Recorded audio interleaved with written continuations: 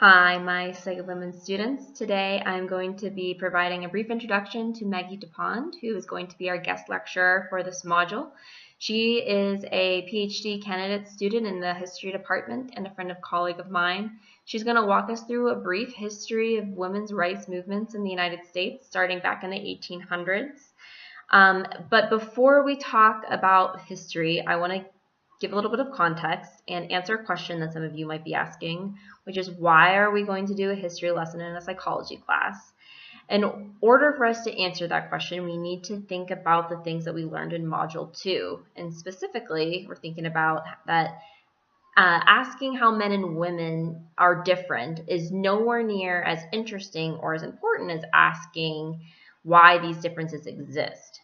So it's dumb, what we learned in Module 2 is that it's dumb and misguided for us to focus on gender differences without considering the social context of these differences. And biological evolutionary explanations for these differences can only tell us part of the story. And Sandra Lipsitz-Behm says, quote, "The impact of any biological feature depends in every instance on how that biological feature interacts with the environment in which it is situated," end quote. So in addition, we also know that there are as many within gender differences as there are between gender differences.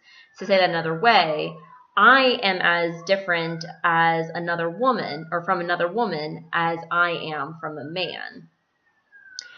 And so to explain the differences between men and women that we do see and to understand the unequal positions that men and women hold in society, we need to understand androcentrism, which is something that we learned about in Module 2. I hope you know if you're familiar with that term now.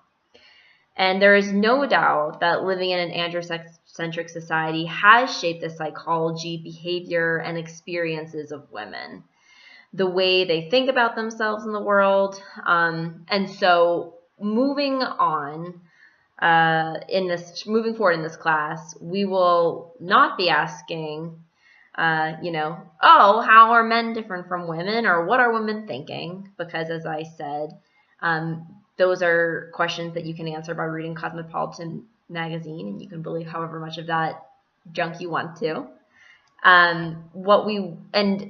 With this kind of idea that if we are to reduce all women's experiences down to an average number, right? So on average, women are different from men in this way, I think is really reductionistic and meaningless. So what we will be doing is looking at the social context in which women live their lives, and we're going to be asking, how might these contexts be impacting women's experiences? Okay, so now moving on to the history piece, Maggie's going to talk about the history of women's rights movements and how these movements have led to changes over time. And we need to understand these changes to fully understand the social environment that we live in today, because without understanding our history, we cannot fully understand our present. And I want you to be thinking about how the rights that women have been fighting for over the course of history have changed or haven't changed over time. And I also want you to consider that some of the things that women previously fought for are things that we now take for granted. So, for example, Maggie provides an instance that women, were previously fighting for the right to apply for a credit card or a loan. And so I want you to kind of think about, like, how many of you think that it's absurd for a woman to own a credit card? How many of you? And so, well, there were many people at that time who, didn't think that women should have a credit card, or who kind of didn't care whether or not women had a credit card. And this is both women and men. They really didn't think it mattered. Why does it matter? And so at that time, it was totally normal for a man to be in charge of the finances in the household.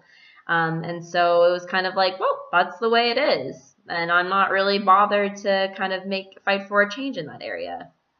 Now I want you to think about whether you are a man or a woman, or you identify as another gender.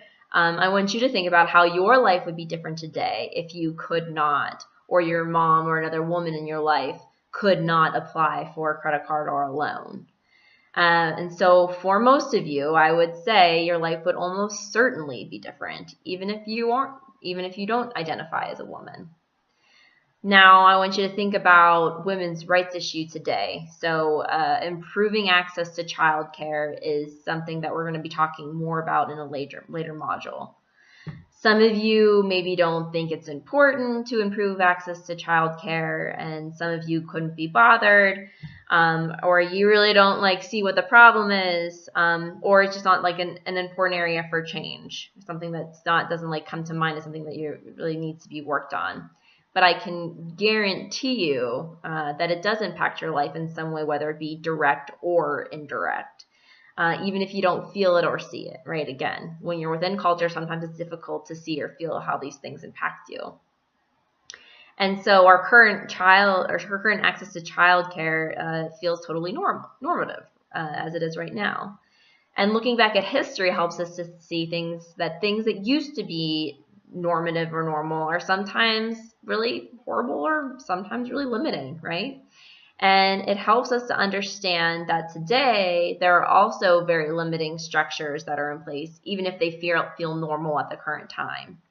And history models for us that there are ways to change these systems and structures. So again, to really emphasize that the structures in place do not always have to be in place, and they are not always in place with the best intentions or for really good reasons.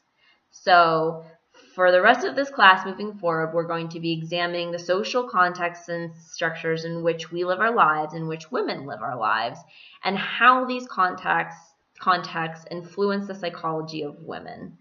And we'll be coming back to that theme again and again. So I hope that you find, looking back at the history of women's rights movements to be enlightening, as enlightening as I did. All right. Take care.